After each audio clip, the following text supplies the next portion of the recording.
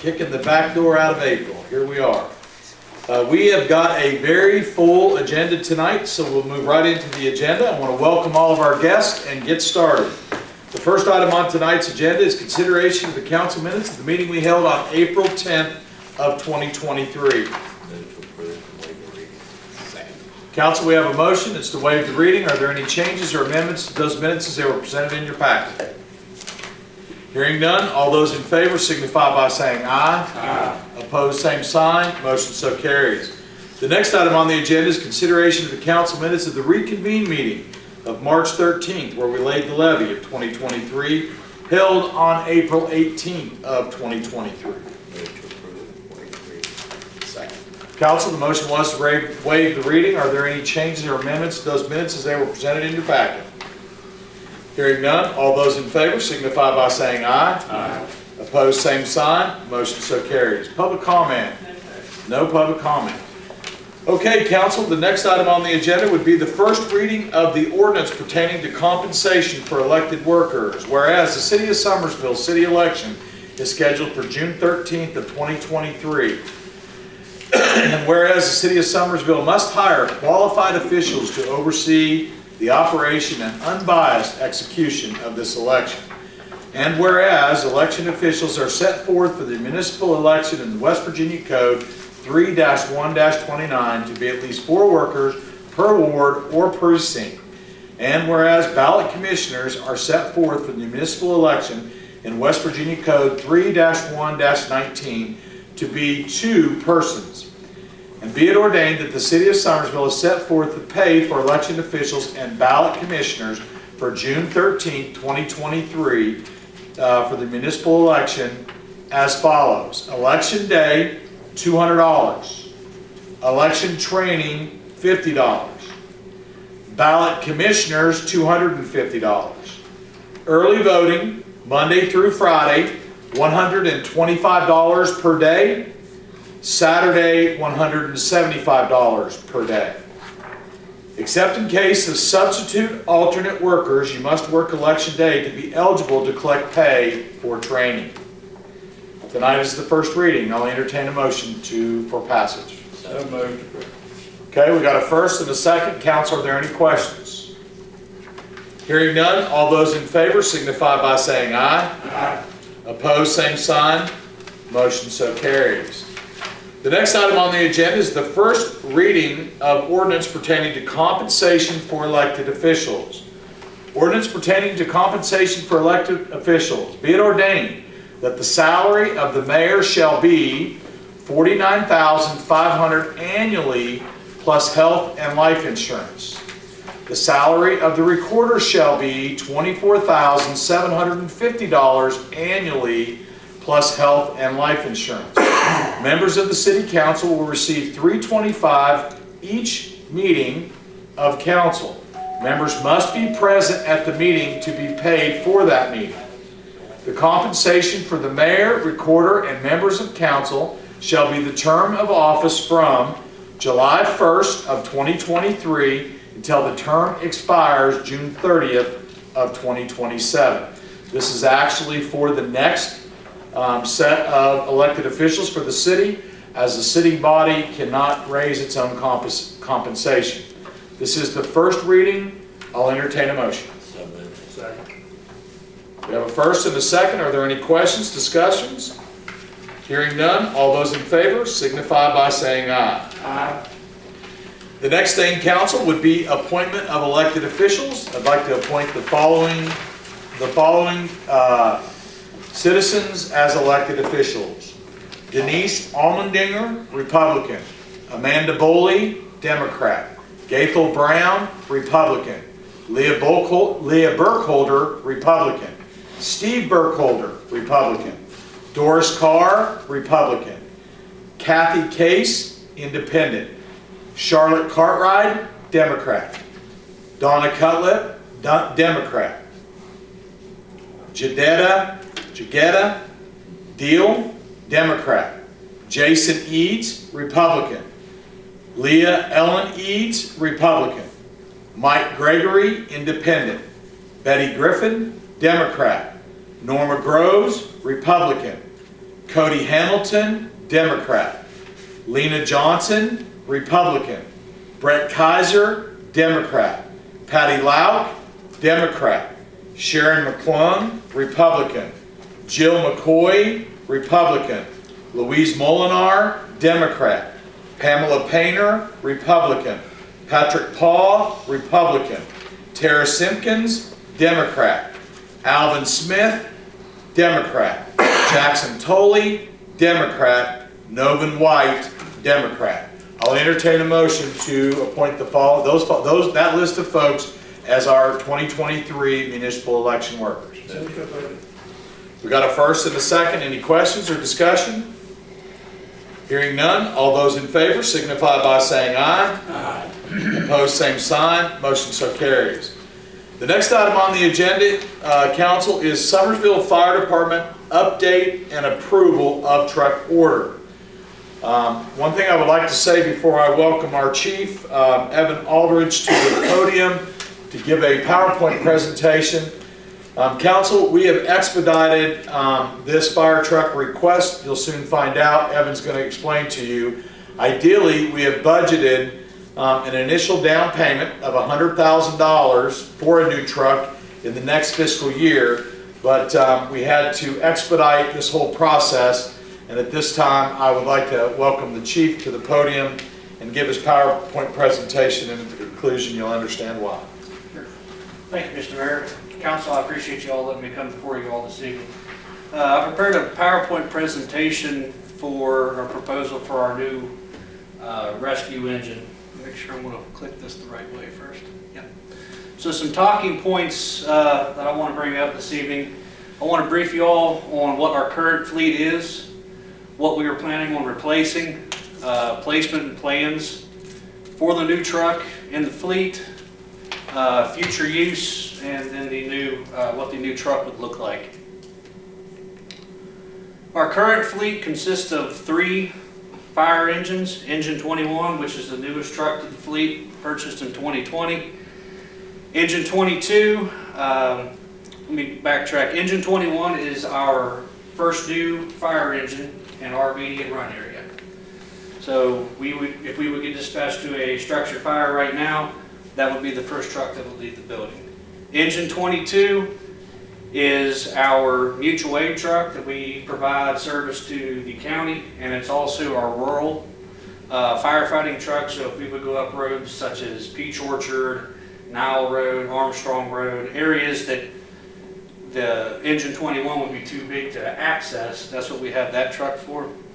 Engine 23 is our second due engine that would follow Engine 21 on any structure fires that our department would respond to. We have one rescue truck, Rescue 21, which was purchased in 2012 by the city. It currently is the workhorse of the department as far as response goes. I'll get into that in just a little bit. We have 2 support vehicles, Rescue 22, which provides backup to Rescue 21 on larger situations. It also provides us with being able to pull our hazardous materials trailer, our dive and rope rescue trailers, and our Ranger for wildland fires. Command 2, which was purchased just last year, it is a vehicle that allows us to be able to pull all the trailers that I just named. It also provides us a personnel vehicle to where we can get to trainings or other events for the fire department. Tower 21, also known affectionately as Big Joe, is our ladder truck for commercial areas in the city and throughout the county. Tanker 22 for rural firefighting where we don't have access to fire hydrants. What's next to replace? Engine 23 is a 1994 Pierce Sabre engine that was purchased new by the city. It has served our community for almost 30 years. Currently serves as the second due engine in fires that I mentioned earlier. Why it needs replaced?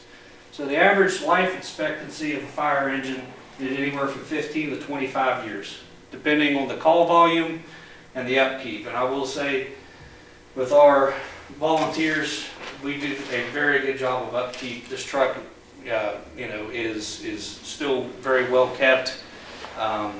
Has had a few maintenance issues, but overall it's been a very good truck. The National Fire Protection Agents or Association, or NFPA, recommends that fire apparatus be replaced every 20 years. Parts and upkeep costs become a challenge for older trucks. Specifically with this truck, last year we had the ignition switch go out in the truck, and it took us almost 4 months to be able to replace that part.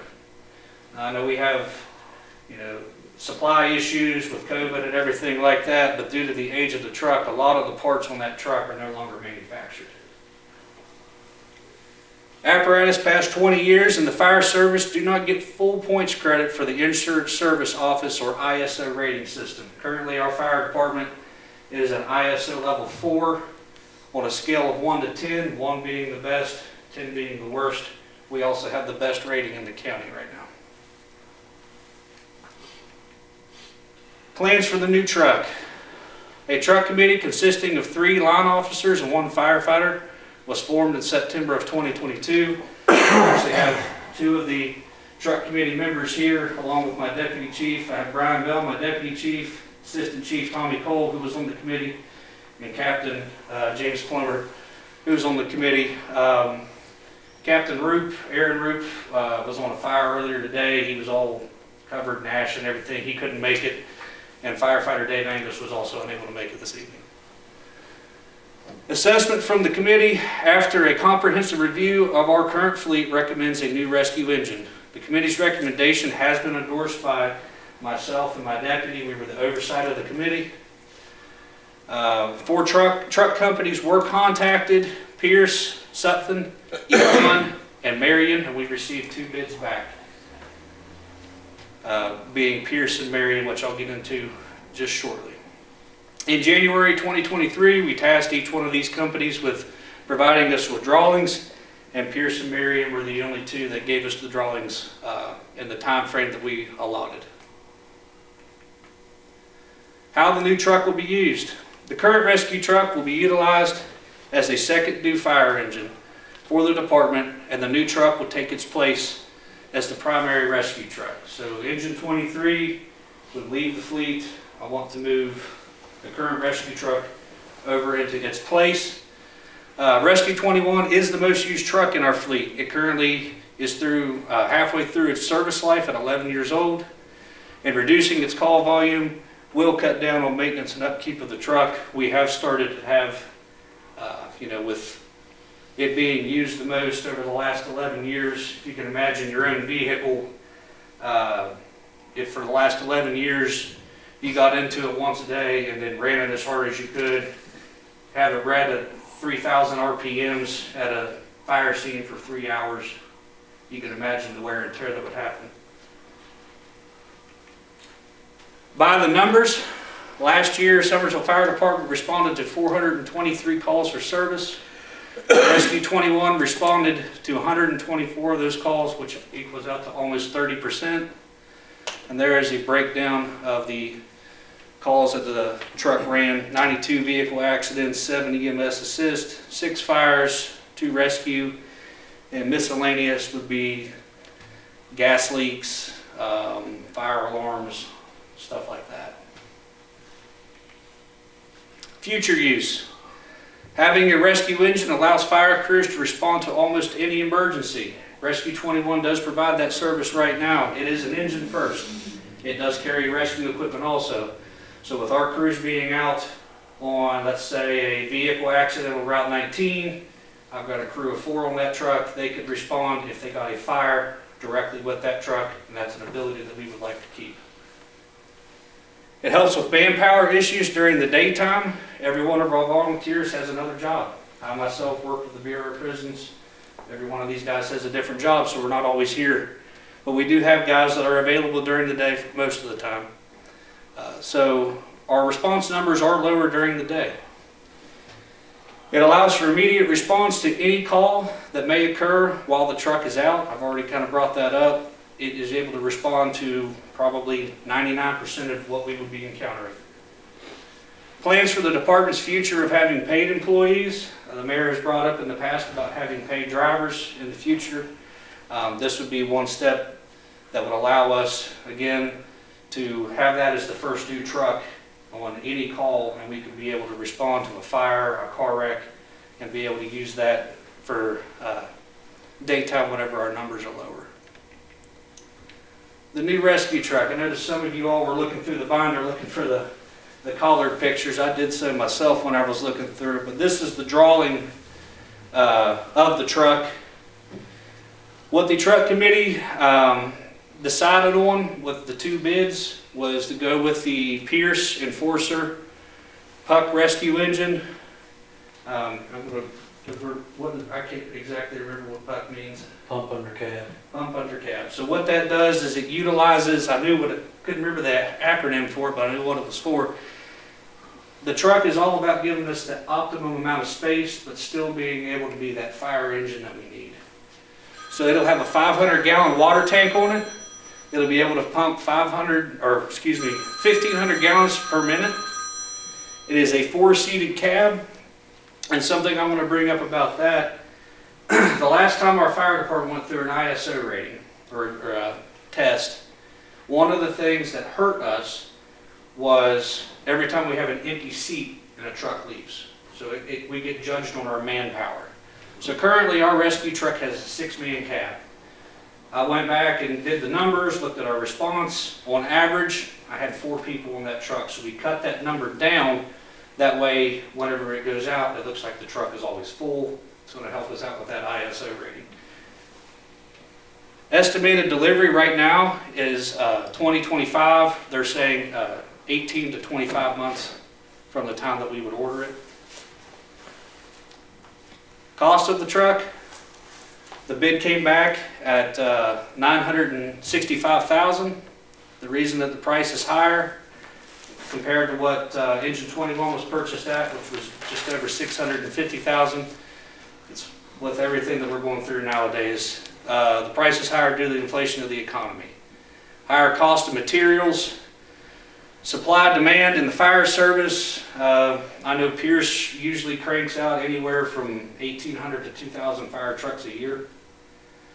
Environmental policies and requirements. So one thing that Pierce, the representative, was very good with working with us and letting us know, May 5th of next month, the cost of all the supplies and everything are going to go up 8% just because of the inflation, the price of metal, and the new diesel engine requirements.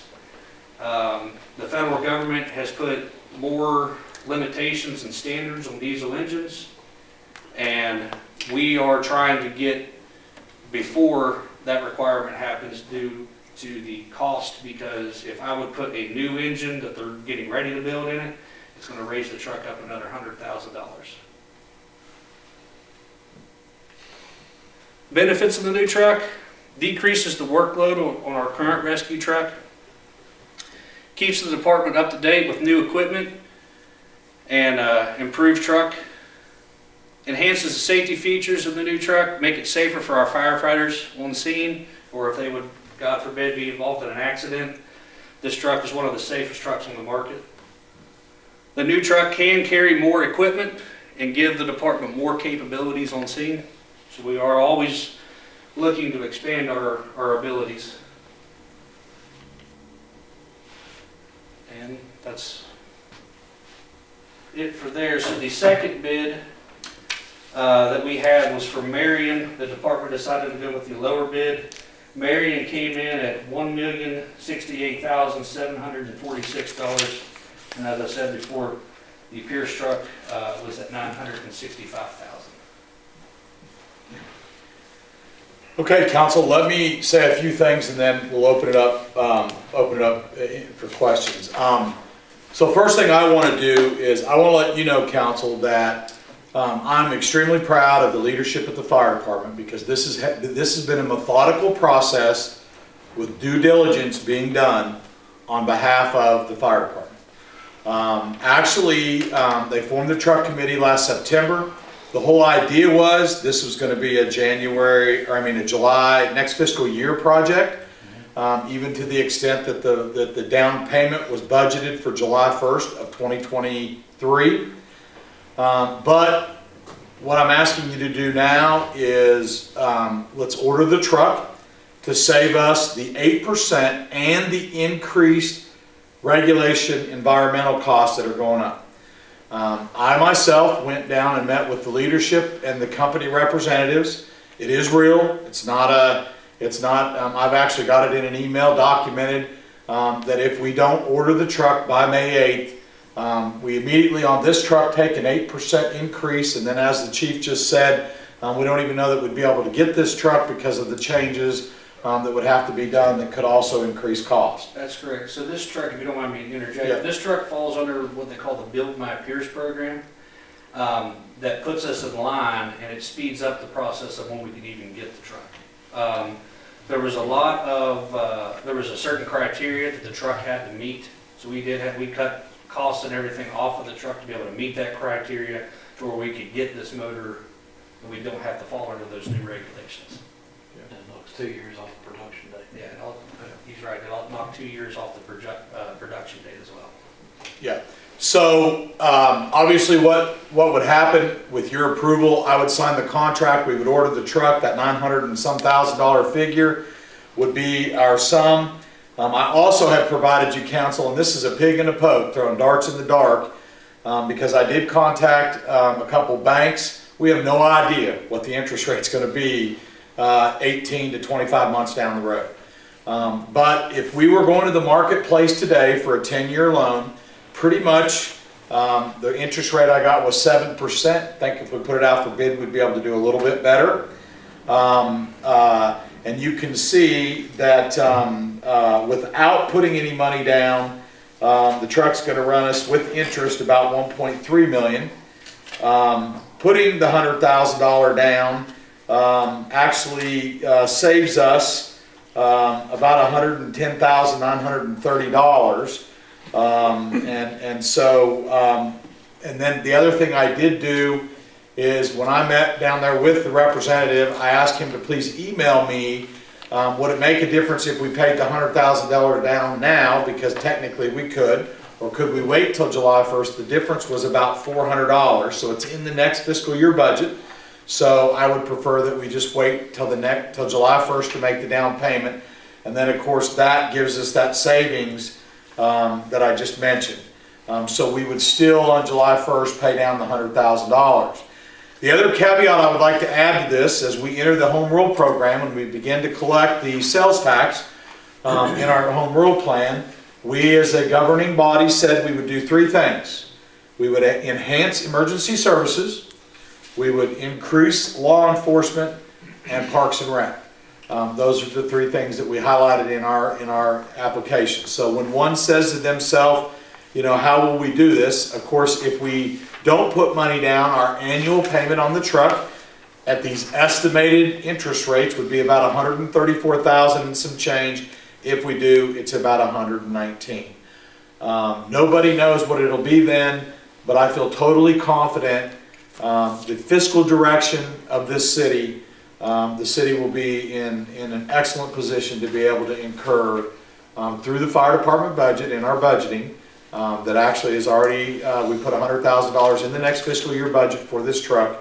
We'll be well on our way, and I see no concerns from a financial standpoint to be able to pay for the truck. And again, that's with 10-year financing. So at this time, what I'd like to do is open it up to you, council, if you have any questions.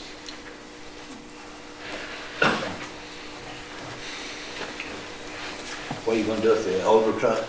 So the plans are right now, I've spoken to the mayor about this, we are going to put the truck up for sale, and then any money incurred from the purchase of that truck is going to go towards the purchase of the new truck.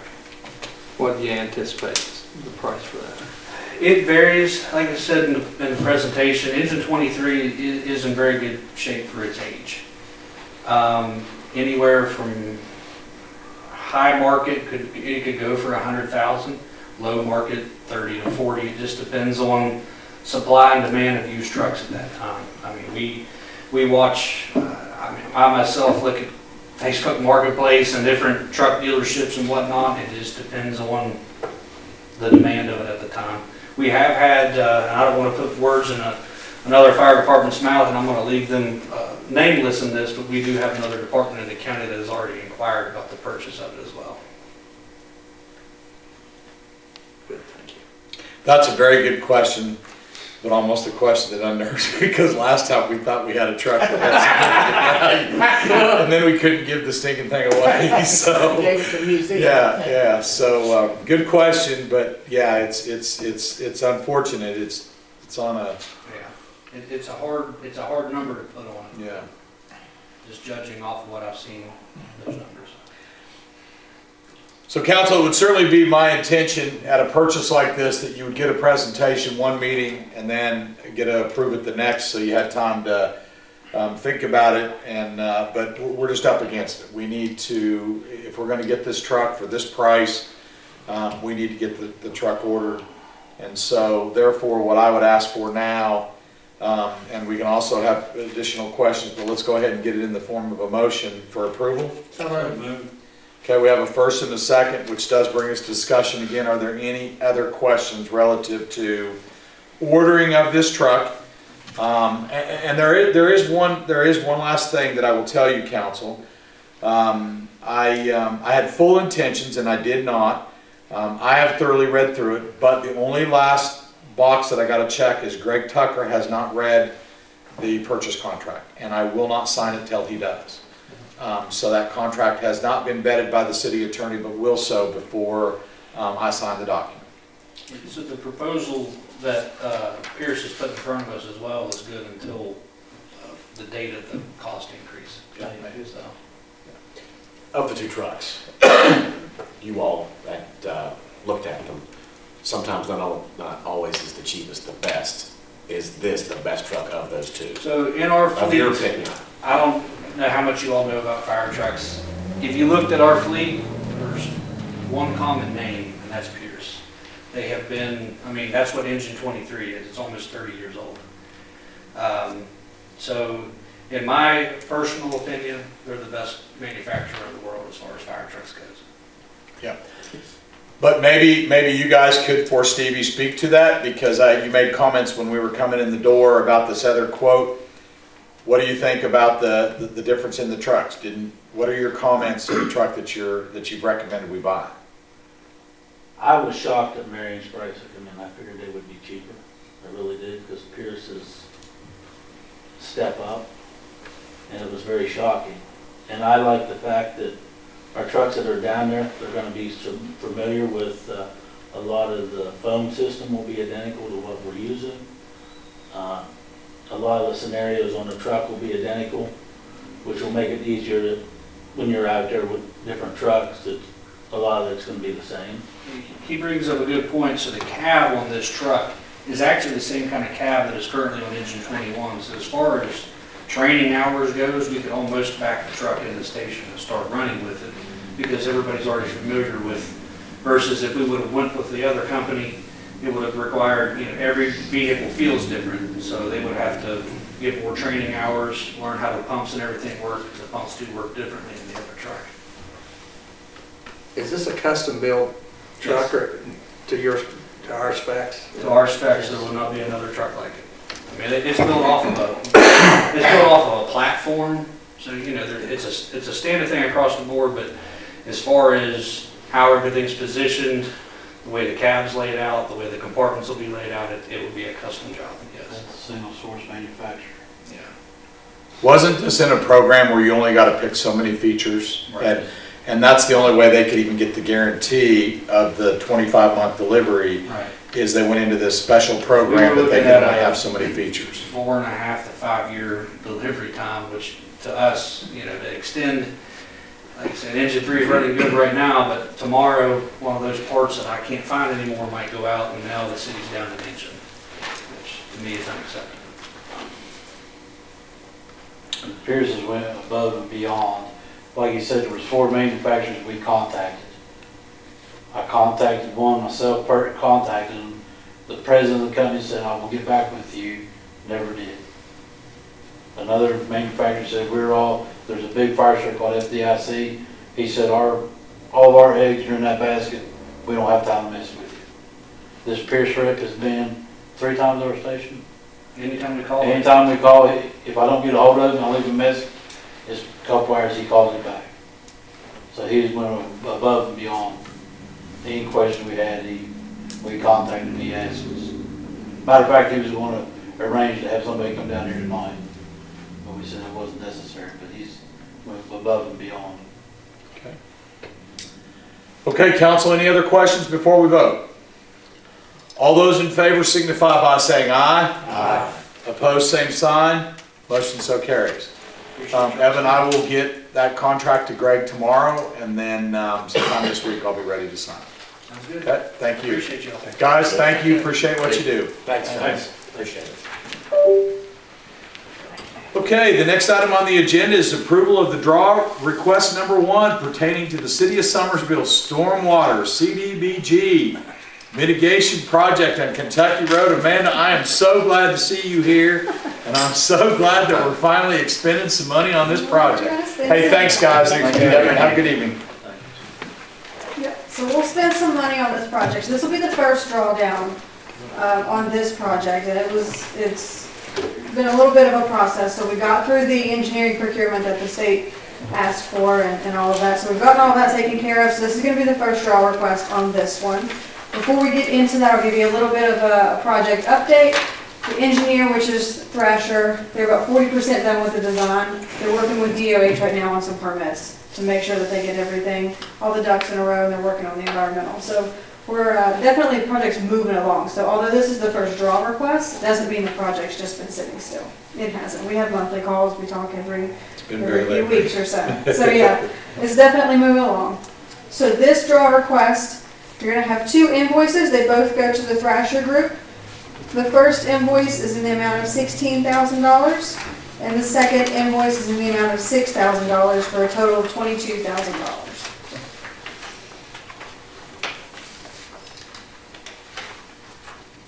Okay. Let's go ahead and get it in the form of a motion. Move to approve. Second. We got a first and a second. Council, do you have any questions? Unrelated to that number, I forgot the total price of this because we worked on this for like 4 years. It is $1,043,000. Let me get the total number for you here. It's $1,042,350 is Thank the total project cost. What's the duration? Usually, it's going to usually be about a couple years, but we'll see how it kind of plays out. But it is moving along really well at the moment. Okay. Any other questions? Hearing none, all those in favor signify by saying aye. Aye. Opposed, same sign. Motion so carries. Thank you, Amanda. Have a great evening. You too. Yep. Sorry about that. I probably could have snuck you in front of the fire Oh, it's department. not a problem. It was at you. interesting. So Yeah, good deal. Good deal. Thanks, Amanda. Have a great evening. Okay, the next item on the agenda, council, is the allocation of the Summersville City grants. These are the council grants.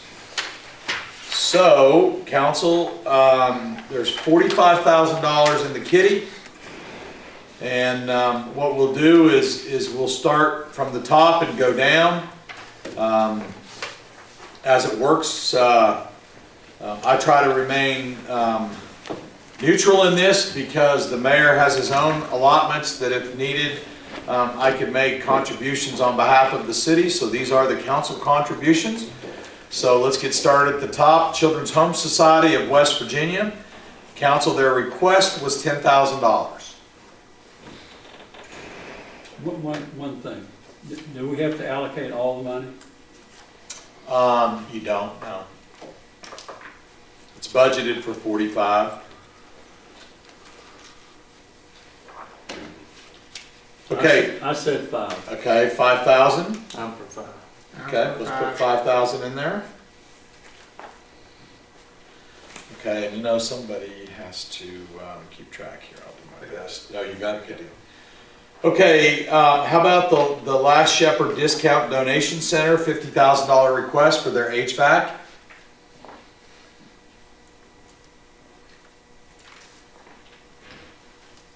I put 2,500. 2,500? I was hoping maybe go through some of the other ones, maybe come back to that one. We can do that. Since We it's can, the first- okay, let's the do first that. year of theirs. Okay, Love Works, 3,500, I said the whole thing for now. Yep. 35, Yeah. okay. Good call, Steve. Okay, New Beginnings Resource Center requested 15,000, 5,000.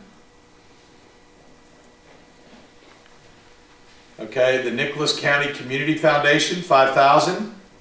Okay. Good. Yeah. Okay, 5,000. Okay, the Nicholas County Shop with the First Responder, 2,500. 25. Good. Yep. Same. Yep. 2,500. Okay, Nicholas Old Main Foundation, 15,000. More like 5, so we can distribute with everybody else. It's Well, not. I put 5. Okay. Five. 5,000. I think five. I Yes. thought the same thing with. Okay. that at the beginning, but yeah. Everybody gets some. All right. Sewell Mountain Sailing Association, 2,500. Yeah, I think Good. we can do that. Okay. And how about the Summersville Christmas Store, 5,000? Yes. Yes. Yep. Okay. And Wally Squadron RC Flyers, their fly-in air show, 1,000. Good. Yeah. I think Okay. it's gonna turn out pretty good right So there. what's that put us at, Gary? We're currently at 34.5. 34.5. Let's do it. Okay, so do we want to give the balance then, or what do you guys want to do? I have some question, maybe we need to discuss this, I mentioned it to some people, or maybe I mentioned it last time, I don't know. But can we, as a governing body, the city, can we allocate money to an individual? It's a private, it's a private 401c company, you know, But so the, they sell items. They don't just give money away. They also sell stuff. I know, but the building is owned by the individual. Yeah. So, And that's why my amount was low. yeah, so what I actually thought about this too, Jim, I think the only way that it would be legal, and we would have to verify it if you allocate monies, is that she would have to have a lease from the individual to the nonprofit, and the lease would have to hold the nonprofit for maintenance and repairs. And then, you know, some sort of money could be used for maintenance and repairs of the building. And that, to me, I thought about the same thing. As a matter of fact, actually, I was going to reach out to her to find out if she did by chance have a lease. But actually, what we could do from a legal standpoint is run all that through the city attorney to make sure.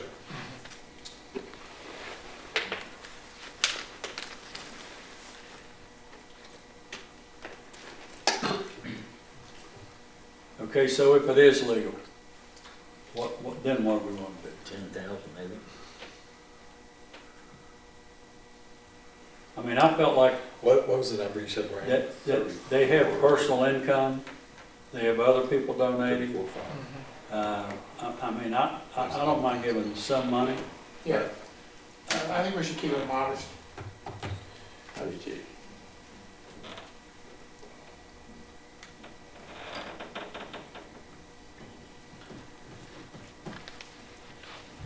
The balance is $11,000. What is your wish to give to Last Shepherd Discount Donation Center? If we verify that legally we can, because the building is owned by a private individual. I mean, for sure I know that they gotta have a lease to the nonprofit, and then in that lease, it's probably in some way gotta hold them responsible for maintenance and upkeep. of the building. Again, my vote would be 2,500. No, It's fine with me. I'm okay with 2,500 as well. Okay. And then, is there anything you want to do with the balance of the balance that you have? Did we ever had instances, remember that we had something that maybe popped up that we, Yeah, I was wondering if we had something that we used we to, just put a kitty there, someone comes in, it's a real good cause, like the Christmas store or something. Yeah, We something want money, in that because we instance. have some in the pot. Because I thought we had done that a couple of years back. Yeah, where, you know, where, And something Just came up keep it, that because year. somebody did we come know in. that money's there. And typically what I always do is, Yeah. You can use your discretion or whatever. on- yeah, no, typically what I always do, even at carry forward, is I add more money to your all's budget. So we could add that and any other.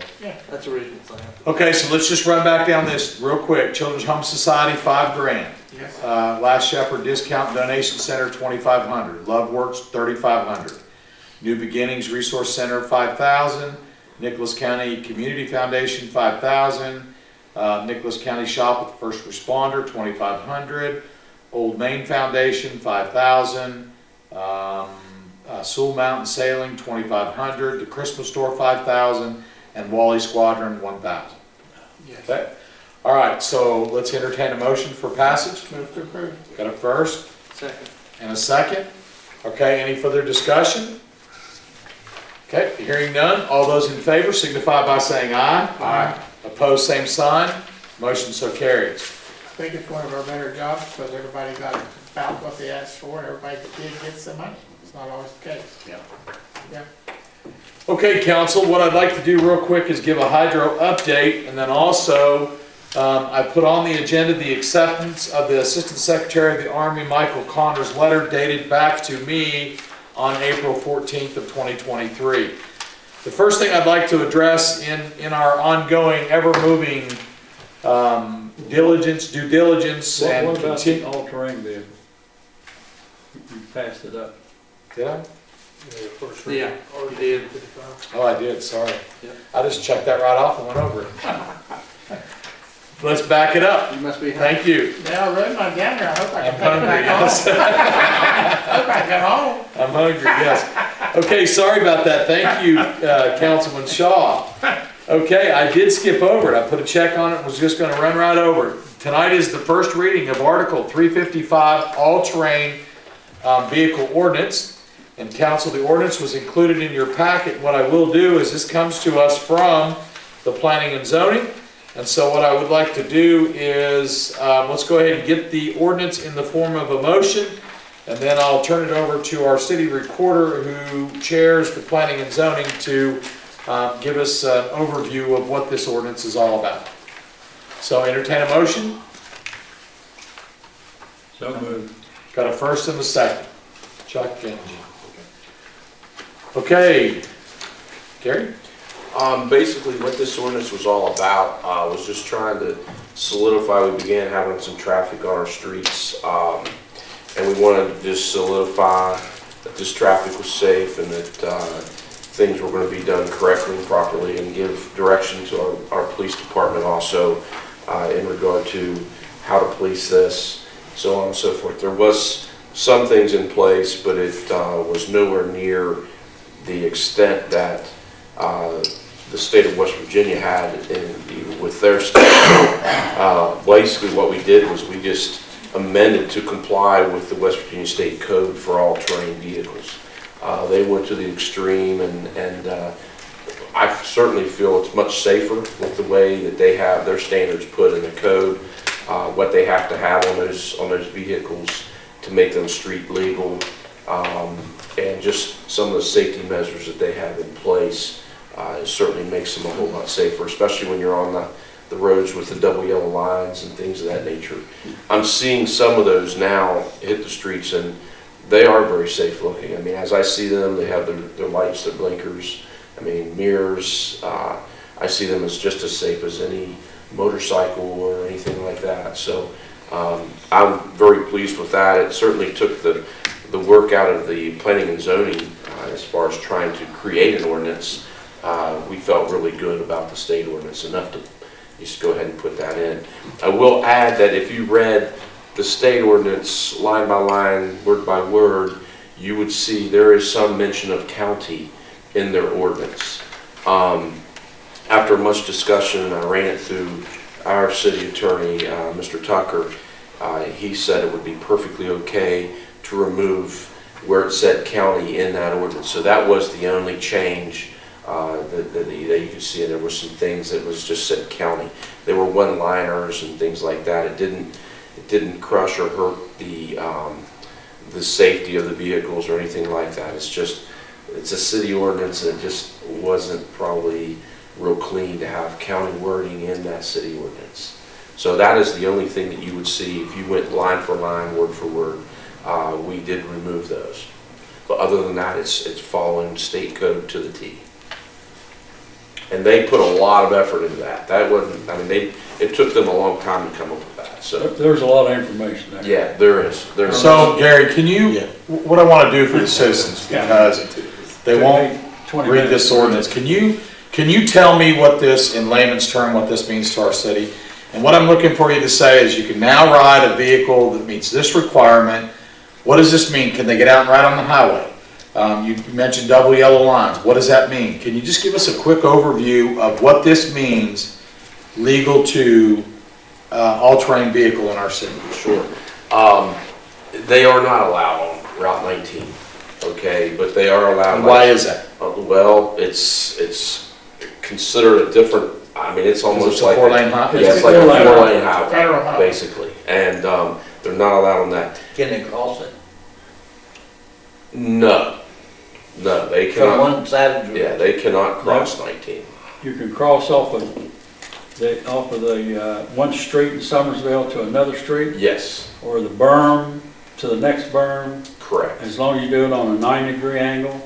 Or if, for example, if you're out at the, where John Harper's thing is, it's more of a 45-degree angle thing, you can follow that because that's the road plan. Okay, The only thing that bothered me is the 25-mile-an-hour speed limit. yeah. I see that that's being violated personally. Mhm. What about, do they have to be licensed? Yes. Yes, Okay. yes, they have to be licensed. So it's just not, you get an all-terrain vehicle and go. I mean, I know that because I'm reading it, but I think these are the kind of things that we got to say to our citizens that won't come and read this. What, It has to be street legal. It Certain works. things that make it street legal. okay, and It it will be works. street legal, Yeah. Headlights, signal lights, Well, license plate. mirrors. That's It works very similar to getting a motorcycle. I mean, you would go to the DMV, you know, and get your motor and your license there, so, and it works the same way. Okay. And Councilman Shaw's right, the speed limit, and I think that's good that, again, Yes. letting people know what is expected and what the balls are on it. I mean, those vehicles are 25 mile an hour on those roads that they're designated for, that is 25 mile an hour, because yes, some of them do tend to go a little quicker. And they told me the double yellow lines is a good gear for that. I mean, if you're, like Old Webster Road has double yellow lines, you know, they're allowed out there, but they have to be safe and they have to go by that code.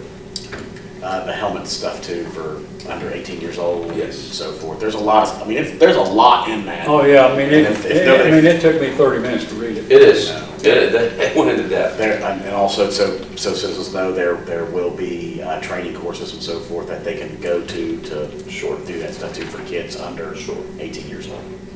Okay. Adults. Did it mention the insurance requirement, like insurance on a vehicle liability? It did not, that I saw. Okay. But if you license it, it would probably follow like a normal vehicle. Yeah, I mean, I'd say- it would be the same Yeah, as if you're, the state, yeah, if you're licensed, you have to have it. but it doesn't specifically address it. Okay. All righty, that's the rundown. Tonight would be the first reading, all-terrain, Article 355 in city ordinances.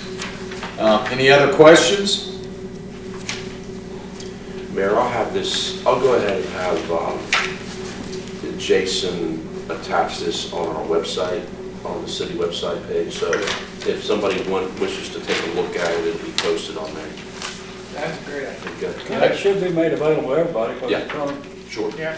I mean, it's easy to look up, but some folks oh no, it may be difficult for them to find, so I'll put it on our website, and it'll be on the city of Summersville. Okay, good deal. Okay. Okay, so we have a first and a second. All those in favor signify by saying aye. Aye. Opposed, same sign. Motion so carries. Now we can move back into the hydro update. Council, I just wanted to, obviously at the last meeting I passed you all out these documents. We have applied for, and in doing so, what you had to do is put together a concept paper. which we've always had the interest of doing is putting in a low flow unit to capture all flows that come out of the dam. And as you can see, I gave this great document here for you all time, give you all time to look at it. It consists of a 5-unit system that's going to run about $14 million.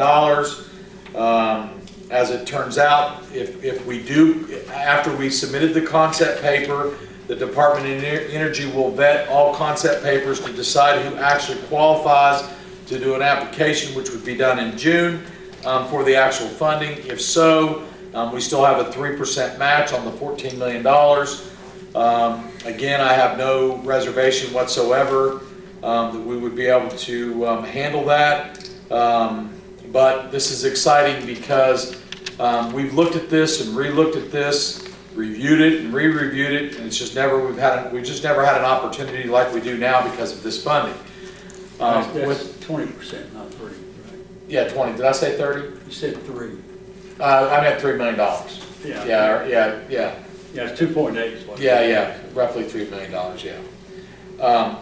But anyway, and actually that estimate of $14 million is pretty much, I mean, that's not a locked-in guaranteed rate there either. This is just our concept paper. But what I was also going to say is there's a lot of things about the Department of Energy and this funding that makes the city of Summersville attractive. Number one, we're in an opportunity zone. The federal government has recently set up partnership networks on what they call distressed counties in the state of West Virginia. There's 2 of them. We belong to the Pioneer Network. And so that's also specifically mentioned in the funding. And then also because of the fact that we're considered a distressed county. So got a lot of things favoring us right now for this project, and what we can do is keep our fingers crossed that they approve the concept paper to say you qualify. Who put this together?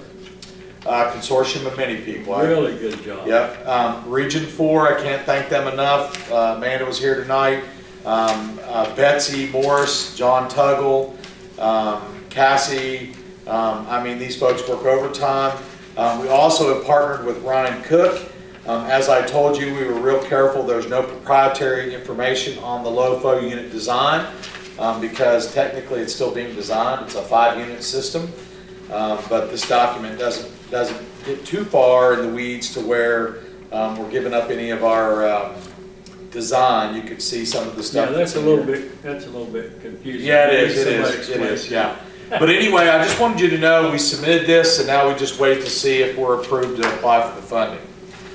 And then the next thing I would like to do is a mission that we have been on as a city. I know that it's, I've been on it a decade and a half. Many of you have been on the ride as well. Our partner, Noah Court, Jim and Ann Price, have been on it since the inception of the project. And that's to get a study done to look at some things that would enhance the generation at the hydro plant.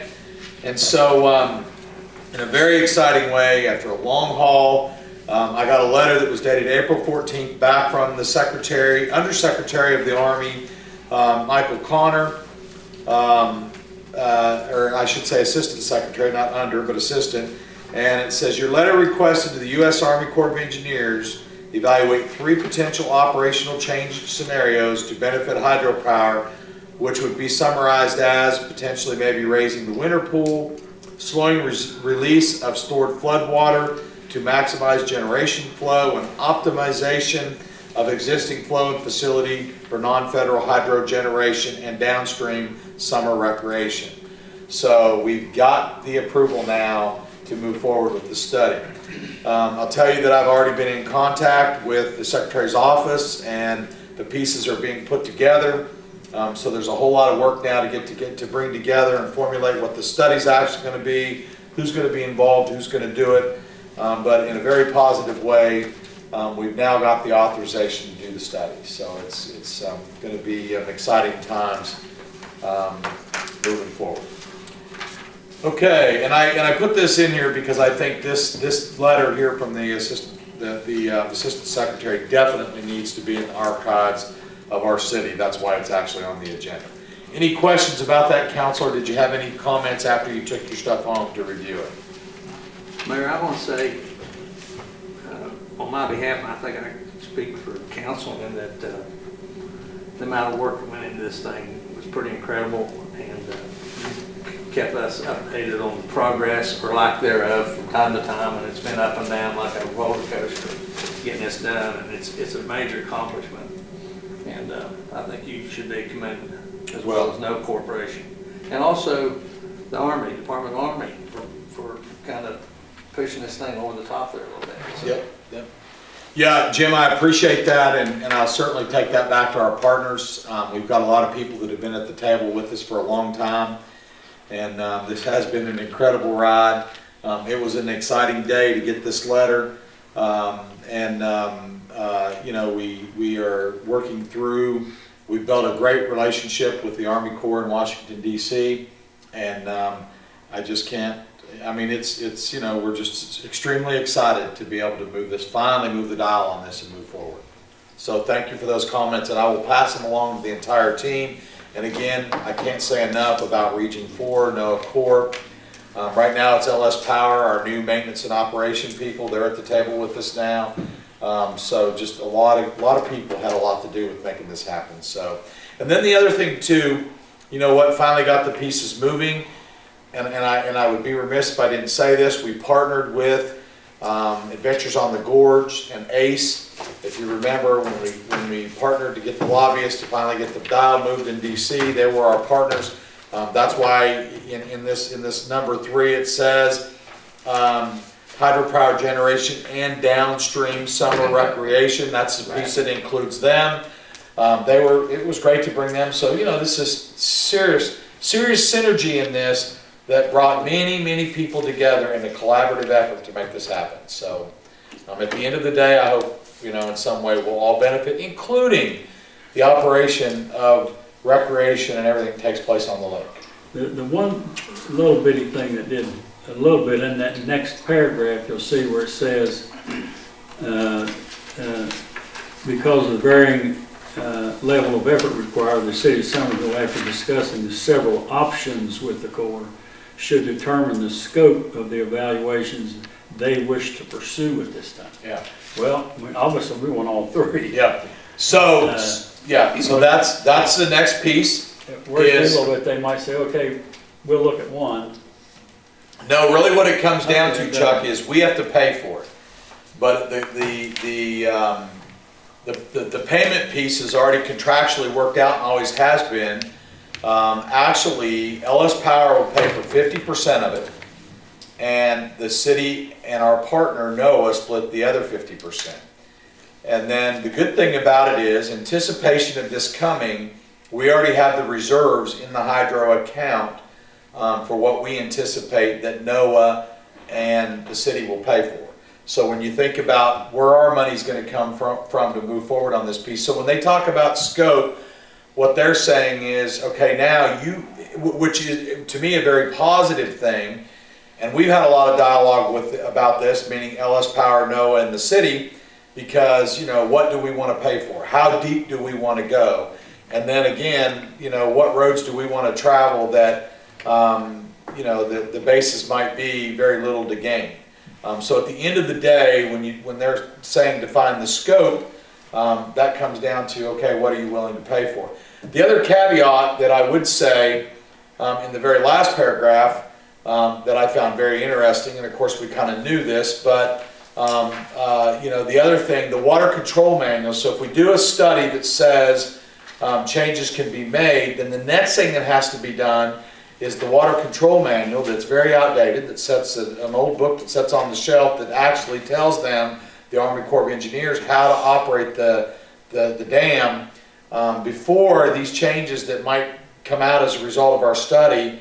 The water control manual has to be updated. So that in itself, as they're stating, could be a 2 to 3 year process. Right. But again, I think that's when we go back, knock on DC and say, okay, here we got it now, this can be done. Because I think that when the study's done, it's going to tell you that it's going to study the things that anybody would be worried. I mean, they're not going to study and say you can have something if it's going to be detrimental to any of the authorized purposes or flooding or anything like that. So I think what's going to be presented is going to make sense and be doable. Yeah. which make it a lot easier. And what we keep hanging our hat on is the Army Corps of Engineers did their own study in 1981-82 that basically said a lot of things that we're asking for could be done. So, exciting times. Absolutely, good job. The work we do today to reap the benefit tomorrow, and that's what this will be. You know, sad as it is with our survey and then the water control manual redo, the next sitting governing body of this city may not realize the gain of this, but that's not what it's all about. It's work today for the benefit tomorrow. Okay, recorder's report. No report this evening. No report. Mayor's report. Council, I have a few things that I would like to, a few more things I'd like to give you an update on. So you talk about the positive letters you get. Now I want to tell you about a declination letter I got that I was much disappointed. I have mentioned very many times that we had an application out for abandoned mine lands monies. And I did receive a letter dated April 12th, and this is for our park. We had an application out for a little over $3 million. We regret to inform you that your project was not selected to receive the AML funding. A total of 48 project applications were received for the 2022 with a requested total in excess of $175 million.